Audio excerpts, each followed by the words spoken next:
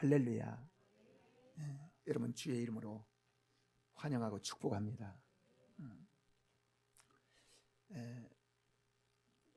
여러분 항구 또는 항해 이런 말을 들으면 어떤 느낌이 나시나요? 보통 이제 우리가 생각할 때에는 항해하면 그 넓은 바다를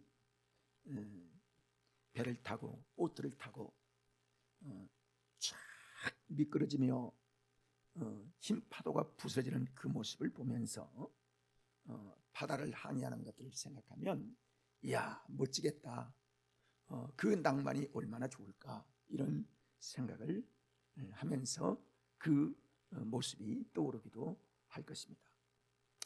여러분 그렇게 멋지고 우리가 언제 한번 그렇게 가볼까 하는 여행을 꿈꾸며 생활하는 사람도 있는데요, 그러나 그것은 파도가 없고 바다가 잠잠할 때 얘기지, 실제로 바다가 풍랑이 일고 큰 물결이 일어서 파도가 집채만하고 그리고 바람이 세게 불어서 배가 확 올라갔다 또는 내려갔다 하게 되어질 때는요, 사람들이 정신이 아주 혼란해요.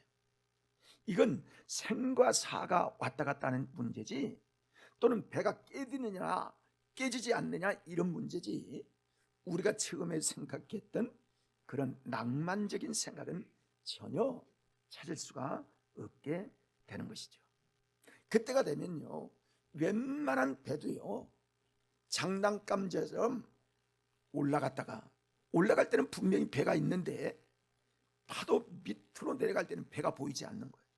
그러나 물속 깊이 이제 파도 밑에 내려간 때문에 그러는 것이죠. 오늘 본문 말씀에 항해하는 사람들을 또는 항해하는 배를 말씀하고 있고, 이 항해가 어떤 그 항해에서 돈을 벌고 무역을 하고 이런 차원을 통해서 우리 인생은 바다를 항해하는 사람처럼 그런 인생을 살아갈 수밖에 없는데, 이 인생 속에 풍랑을 만나는 우리 인생을 어떻게 소원의 항구로, 그리고 우리가 바라는 항구의 삶, 즉 안전한 삶을 살아가게 되어서 풍랑이 일고 바람이 이는 그 항해에 잘 마무리할 수 있을 것인가, 우리 인생을 어떻게 안전하게 살아갈 수가 있는 것일까를 교훈하는 그런 영적인 교훈을 우리에게 주고 있어요. 여러분 성경에는요 이 바다 항해 이런 얘기가 많이 나오질 않아요. 왜냐하면 이스라엘은 서쪽은 지중해로 이어지고 있는 나라이기 때문에 그 바다에 갈 수 있는 기회가 별로 없습니다. 그리고 바다가 서해쪽 오른쪽에는 좌측은 서해안 쪽이 다 바다지만은 실질적으로는요 좌측 바다 위쪽은 블레셋이고 그 밑쪽은 요바나 아니면은 다른 지역이 쭉 있는 걸 보면 다 가나안 땅, 그리고 이방 땅에 속한 부분들이 많기 때문에 이스라엘에게 있어서는 바다가 이 갈릴리 호수가 그걸 바다라고 지칭하고 있는 것처럼 이스라엘에게 있어서 바다는 그리 많지 않습니다.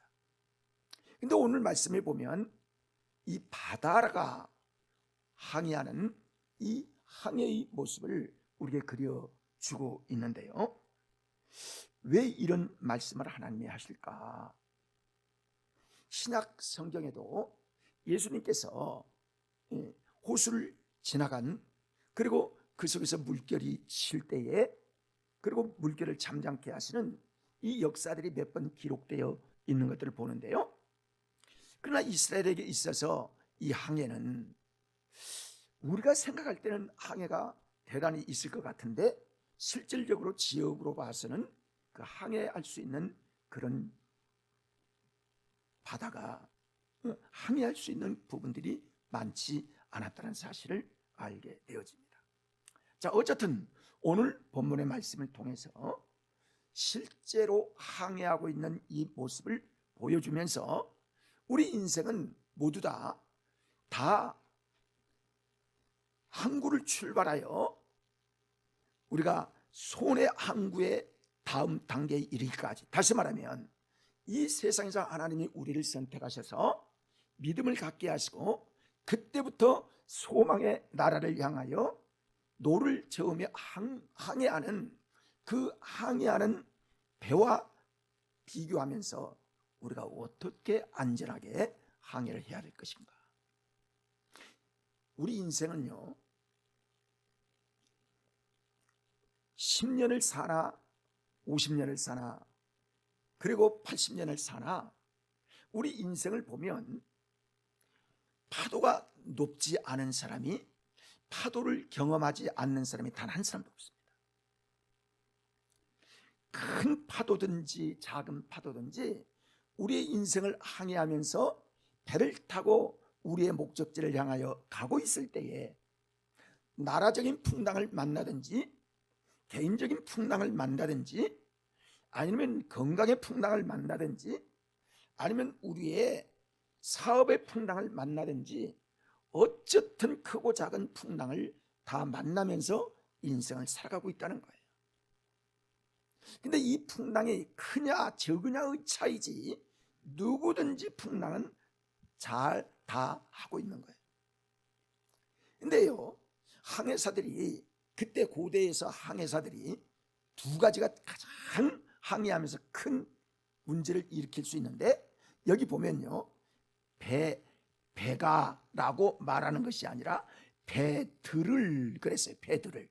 그러니까 이거는 분명히 항해를 지금 시작하고 그리고 무역업자들이 무역을 시작하고 항해를 하는 그런 항해하는 선단의 배를 지금 말을 하고 있거든요.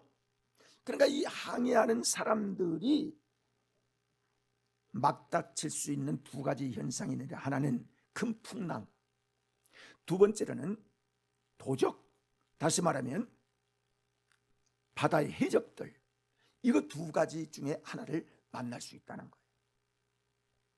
여러분, 고대에서는요, 이 항해술이 그렇게 많지 않았고 지금은 철로 다 배를 만들지만은 고대는 다 나무로 만든 큰 배가 아니었습니다. 그러니까 바다에서는 굉장히 취약할 수밖에 없고, 그리고 취약하다 할지라도 여러 산단을 거느리고 무역을 한다 할지라도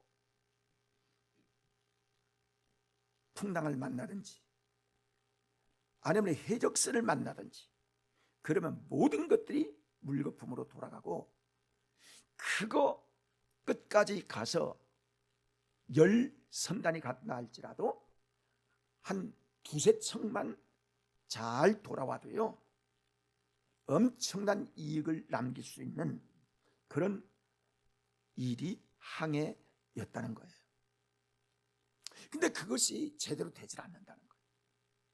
우리 인생이 생각대로 되지 않는 것처럼, 우리의 삶이 우리의 마음대로 되지 않는 것처럼, 물결이 언제 일어날지, 어디에서 해적을 만날지, 어디에서 원수마귀를 만날지, 어디에서 우리의 믿음이 파손될지 아무도 장담할 수 없다는 거예요.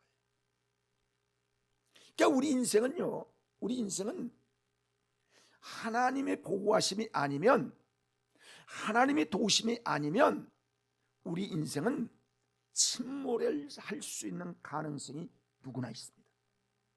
여러분, 우리는 오늘 장로님이 대표기도 하면서도 울컥하며 눈물이 나는 것처럼, 여러분, 오늘 우리나라를 보며 이 나라의 정치 상황을 보면서 너무너무 가슴이 아프고 눈물이 나고, 이거 어떻게 할까? 하나님이 축복 앞에 있는 축복이 지금 눈에 보이듯 이 나라가 점점 하나님의 은혜 가운데 서가고 있고 하나님께서 이 민족을 축복하여 주시고 계시는데, 이 나라가 암초를 만나고 파도를 만난 것처럼 이렇게 항해의 소원의 항구에 이르기까지 하나님의 도심이 있어야 할 터인데 바다에 큰 물결이 일고 나라 안에 이 물결이 이는 이런 상황을 보면서 우리는 어떻게 소원의 항구까지 이르게 될 수 있을까? 나라도 그렇고 가정도 그렇고 우리 인생 개인도 그렇고 하나님께서 소원의 항구에 이르기를 원하는 모든 사람들의 마음이 과연 어떻게 하나님께서 원하시는 소원의 항구까지 무사히 목적을 향하여 갈 수 있을지, 이거는 영적인 생활도 그렇고 우리 육적인 생활도 그렇고 우리 나라의 생활도 그렇고 이 말씀의 비유를 통해서, 이 말씀을 통해서 우리의 자신을 돌아볼 수 있고 이 나라를 다시 한번 돌아볼 수 있는 그런 교회의 교훈으로 우리 주님 앞에 가르침을 받아야 될 줄 믿습니다. 여러분, 그런데 여러분 25절의 말씀을 보면 그렇게 말씀하고 계세요. 여호와께서 명령하신즉, 함께 따라 할까요? 여호와께서 명령하신즉. 아하, 그렇구나. 이 물결이 풍랑이 누구로부터 왔어요? 하나님께로부터 온 풍랑이었다는 거예요. 우리 인생의 풍랑이, 이 나라의 풍랑이, 그리고 우리의 개인의 풍랑이, 우리 인생의 모든 가정의 풍랑이 하나님께로부터 왔다. 하나님께로부터 물결이 일어나고 하나님께로부터 이런 풍랑이 일어나게 된 것들을 알게 됩니다. 그래요. 큰 풍랑을 통해서 왜 우리에게 이 풍랑을 주시느냐 하면 오늘 말씀을 보면 여호와께서 명하신즉 그 풍랑이 일어난다고 말씀을 하고 있는데요, 그 일을 말씀하신 것은 하나님께서 그들에게 이 위험 속에 그들을 낮추시고 그 위험 속에 이 엄청난 풍랑을 통하여 그들을 낮추시고 하나님을 찾게 하신 하나님의 역사였다는 거예요. 여러분, 지금 LA가 아직도 불이 일어나지 않고 있는데요, 제가 그 헐리우드로 그 옆쪽으로 제가 405 도로를 끼고 달리면 바로 우측에 헐리우드라고 크게 쓴 간판이 있고 거기가 헐리우드가 있는데 영화 촬영장이죠. 근데 거기를 제가 출퇴근을 계속 한 1년간 했기 때문에 그 주변을 잘 압니다. 그리고 거기에 제일 부자들은 거기에 다 살아요. 그 산속 그 그림 같은 집에서 다 산다고요. 근데 그게 그냥 싹쓸이 큰 화재로 인하여 완전히 쓰는 거예요. 여러분, 왜 그럴까? 그 나라가 가난해서 그럴까? 아닙니다. 여러분, 우리는요, 우리 인생은 또 우리 백성들도 그렇고 우리나라도 그렇고요, 그러는 거예요. 우리가 지금 GNP가 높아지고 점점 살기가 좋아지니까요, 거의 개인주의화 되어서 우리 가정 거기에 국한되고 나라는 정치인들이 하는 거지 내가 상관이 없지, 나와 무슨 상관이 있겠어, 이런 생각을 많이 갖게 됩니다. 관심을 기울이질 않아요. 그들이 잘하겠지. 그러면서 몇십 년 동안 이 나라는 야곱야곱 우리가 바라지 않는 그런 쪽으로 계속 나라의 각 부분, 정치, 경제, 군사, 경제 할 거 없이 거의가 다 장악된 이런 안타까운 현실을 우리는 살아가고 있습니다. 관심을 기울이질 않아요. 지금 어떤 일이 일어나서 법이 어떻고 뭐가 어떻고 관심 기울이지 않아요. 오직 나만 내 감정에 좋고 내 기분에 맞으면 살려고 하는 이런 상황을 지금 우리는 살아가고 있어요. 너무너무 안타까워. 다행히 감사하기는 2030이 지금 마음을 일으켜서 이러면 안 된다는 정의감이 다시 불릴 때 있게 되는데, 여러분, 우리가 관심을 기울이지 않으면요, 이 나라가 어찌 될지, 지금 풍랑이 이렇게 심한 이런 상황 속에서 과연 이 나라가 어떻게 되며 우리의 가정들이 어떻게 되며 우리 인생들이 어떻게 될까? 아무도 장담할 수 없는 거예요. 이게 뭐예요? LA도 그렇고 우리나라도 그렇고 하나님께서 이렇게 풍랑을 이렇게 하신다. 하나님께서 하셨다. 28절에 볼까요? 28절. 자, 같이 읽어봅니다. 28절 같이 읽어봅니다. 이에 그들이 그들의 고통 때문에 여호와께 부르짖음에 그가 그들의 고통에서 그들을 인도하여 내시고. 자, 고통을 왜 주셔요? 여호와께 부르짖게 하기 위하여. 자, 그러면 자, 저를 보세요. 우리가 풍랑 속에 누구를 찾아야 돼요? 하나님을 찾아야 돼요. 고통이 있기 때문에 하나님을 찾게 된다는 거예요. 고통 때문에, 고난 때문에 하나님께 기도한다는 거예요. 그때 하나님을 찾게 된다는 거예요. 그렇지 아니하면 이 나라, 이 민족, 우리 기독교 그리스도인들도 이 고통이 없으면요, 내 마음대로 되고 내가 아무런 물결을 만나지 않을 때 우리는 내 마음대로 살아가는 거예요. 이렇게 모아야지, 이렇게 하면 이렇게 되고, 이렇게 되면 이 아파트로 옮기고, 이렇게 되면 더 올라가고, 이렇게 되면 성공되고, 하나님을 의지하며 하나님 중심으로 사는 거고, 하나님께서 풍랑을 일으키시고, 하나님께서 바람의 주인공이 되시고 주인이 되시고, 하나님이 창조주 되신 하나님을 알지 못하고요, 내 생각만 하고 살아간다는 거예요. 이게 특히 공산주의는 다 독재적인 것이기 때문에 그렇지만은 민주주의도요, 잘 살게 되면 다 인생의 차기, 인본주의로 흘러가게 되는 이런 현상이 되기 때문에 하나님께서는 이 비유를 통해서, 이 말씀을 통하여 너희가 한번 느껴보라, 그렇게 말씀하십니다. 여러분, 사실 여러분 그 놀이장에 가면요, 저도 젊을 때는 롤러코스터도 타보고 또 이렇게 하는 게 뭐지? 바이킹도 타봐. 바이킹이 옛날에는 재미있더라고요. 청년 때는 재미있더라고. 근데 지금은 바이킹 타면 나를 죽이는 것 같아. 롤러코스터를 한번 했더니, 제가 제 아내랑 롤러코스터를 한번 타봤는데요, 너무 무서워. 여보 눈 감고, 눈 감아도 소용없다고. 근데 내려가는 것 또 천천히 올라가더라고. 근데 올라가는 게 더 불안해요. 왜냐하면 얼마나 내리꽂을까 생각했어요. 여러분의 인생 그렇습니다. 우리 인생이 그런 놀이터, 잠깐 있는 놀이터에도 얼마나 우리의 영혼이 정말 무섭고 두려운 상황인데, 이렇게 많은 물결 속에서, 파도 속에서, 풍랑 속에서 살아남을 사람이 누가 있겠느냐. 그런 나라가 어디 있겠느냐. 여러분, 우리가 아는 대로요, 거기 LA 그 불나는 지역은요, 돈 많은 사람이 다 삽니다. 거기에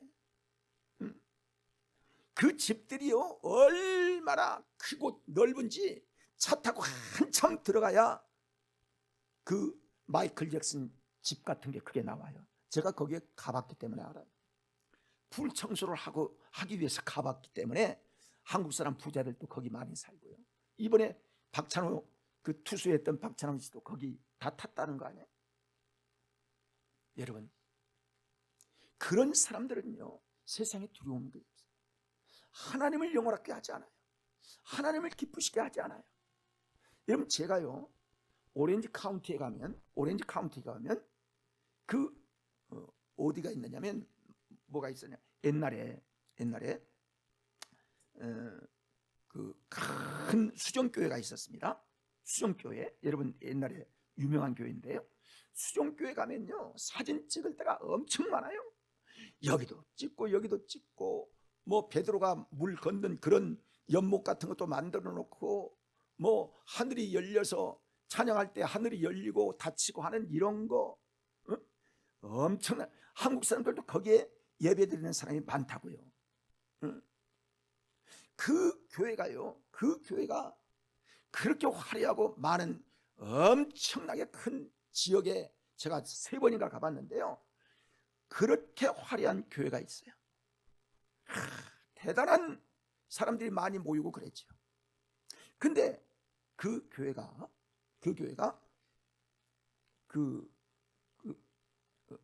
어떤 목사님이야, 잠깐 잊어버렸네. 그 목사님 다음 아들 목사님이 그 교회를 인수 맡아서 하다가 지금은 천주교회로 넘어가 버리고 말았습니다. 그런데 중요한 것은 뭐냐면 그 다음에 갈보리 처치라고요. 척 스미스 목사님이, 여러분 제가 프리셉트를 7년을 연구하고 공부를 했는데 그분이, 척 스미스 목사님이 세운 교회가 갈보리 처치입니다.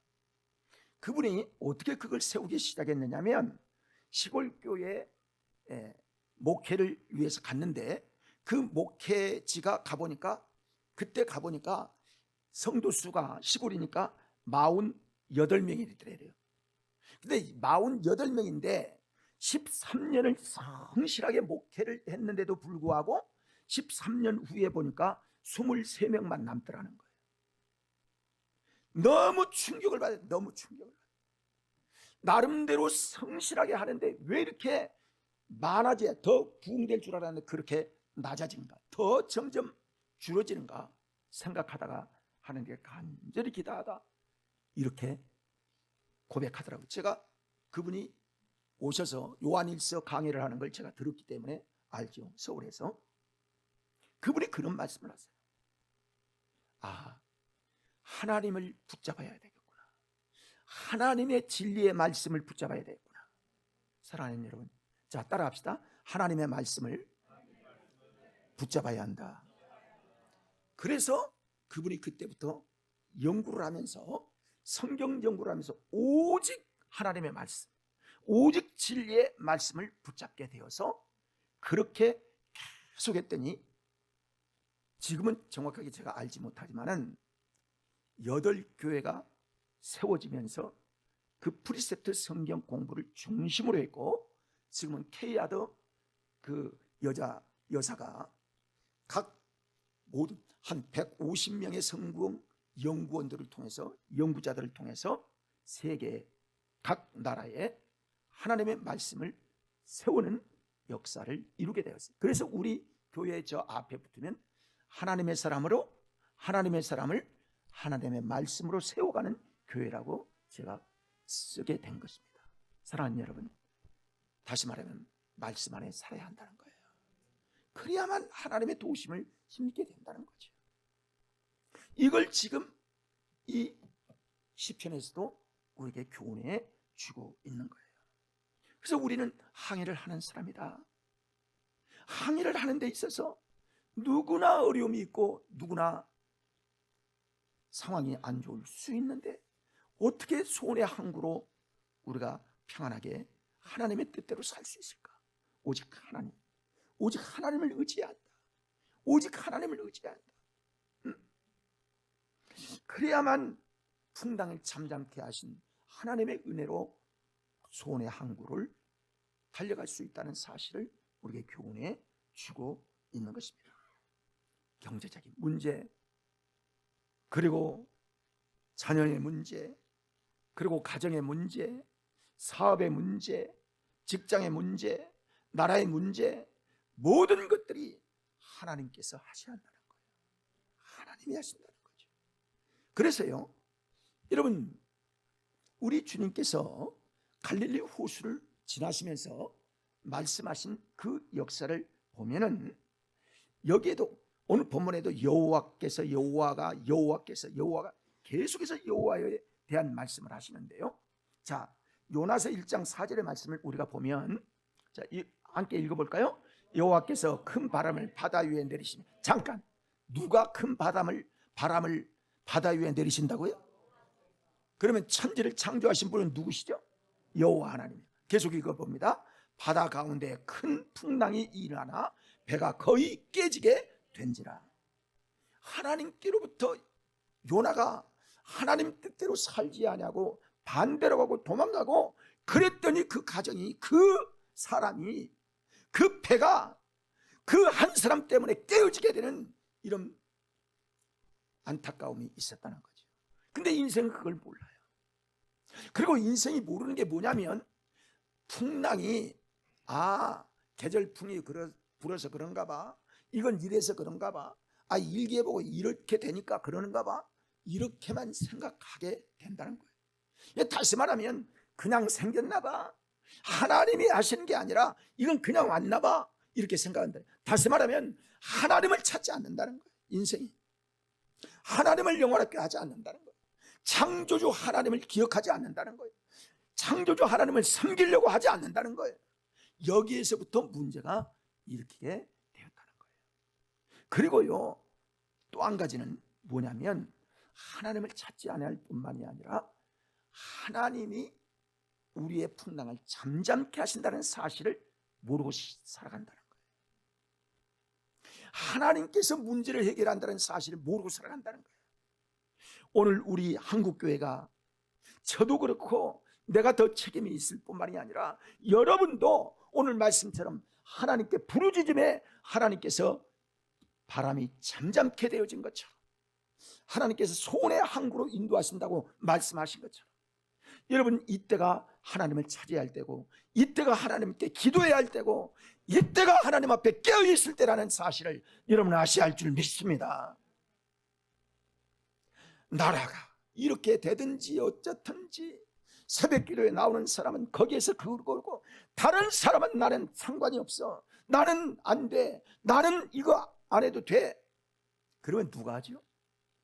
그러면 이 풍랑은요, 계속해서 언제 어떻게 될지 아무도 모르는 거예요. 풍랑이 여호와께로부터 왔다는 사실을 여러분 아셔야 합니다. 특별히 여러분 연세가 드셔서 이제 일 없는 분들은요, 하나님께 기도하기를 힘써야 합니다. 특별히 나라를 위하여 기도에 힘써야 합니다.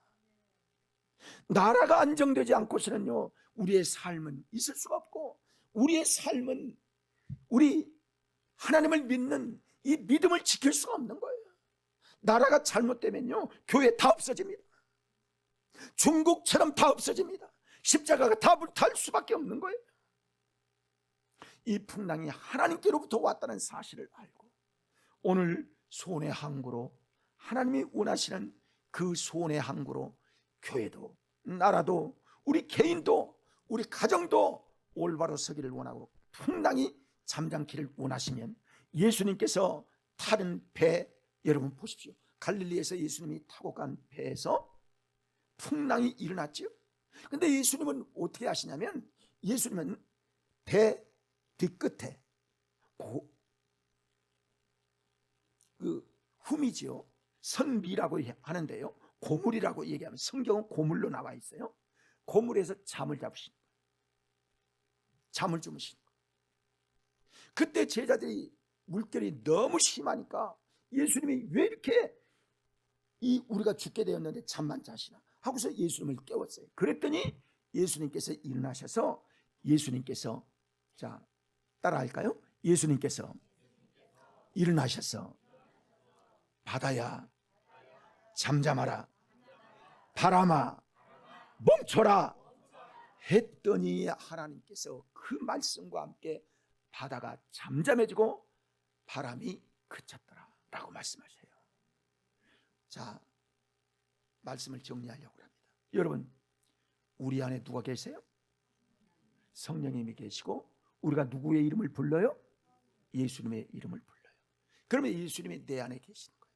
성령님이 내 안에 계시, 성부, 성자, 성령의 그 삼위는 똑같이 역사하시는 분인데, 우리의 구원주의 되신 예수 그리스도를 제자들이 불렀던 것처럼 우리도 예수님을 불러야 되는 거예요. 예수님을 왜 불러요? 주님 죽게 되었습니다. 주님 살려주세요. 주님 이 나라를 붙들어 주세요. 주님 이 나라를 안정케 하옵소서. 하나님 풍랑을 잠잠케 해주시옵소서. 정치를 잠잠케 해주시옵소서. 올바르게 서게 하옵소서. 우리 백성들이 깨어나게 하옵소서. 하나님을 깨우는 이 은혜가 있을 때에 우리와 함께 하시고, 풍랑 속에 함께 계신 예수님이 바람을 잠잠케 하시고 풍랑을 잠잠케 하시면 하나님께서 온전하게 하나님께 잠잠케 하신 하나님의 역사가 하나님으로부터, 예수님으로부터 온다는 사실을 여러분 이 말씀을 통해서 우리가 알고, 여러분 이 은혜가 우리에게 임하게 되는 귀한 말씀 되기를 원합니다. 저는요, 우리 교회를 보면, 제가 우리 교회를 뭐 한 35년 가까이 섬기게, 33년 지나서 34년째인데 섬기면서 감사하게 된 거는요, 하나님께서 재정도 평안하게 하시고, 우리 성도들이 아주 이 큰 풍랑을 만난 사람이 거의 없다는 사실이에요. 이런 코로나 있어서도, 코로나 가운데서도 한 사람도 주님이 부르신 사람이 없고, 그 코로나 때문에 어려운 일이 당한 사람이 없고, 험한 일을 당한 일이 없다고 말한 것은, 사실은 나는 감사하기는요, 이야, 내 이름이 안식이어서 그러나? 그래서 평안한가? 이런 생각을 할 때도 있어요. 하나님의 은혜가 아닐 수가 없었습니다. 여러분, 우리 가운데 어떤 결정적인 어떤 질병을 가진 분이 없었어요. 너무 감사해요. 수완을 끝까지 갖게 하신 것도 하나님의 은혜였고, 어려운 가운데서 지켜주신 하나님의 은혜로 임하게 하신 것도 감사하고, 여러분, 우리 교회에 섬기다가 나가서 암에 걸린 사람도 있고요, 그리고 길거리에서 돌아가신 분들도 있고요, 우리 교회 떠나면서 이런 일들이 있었던 것들을 저는 기억합니다.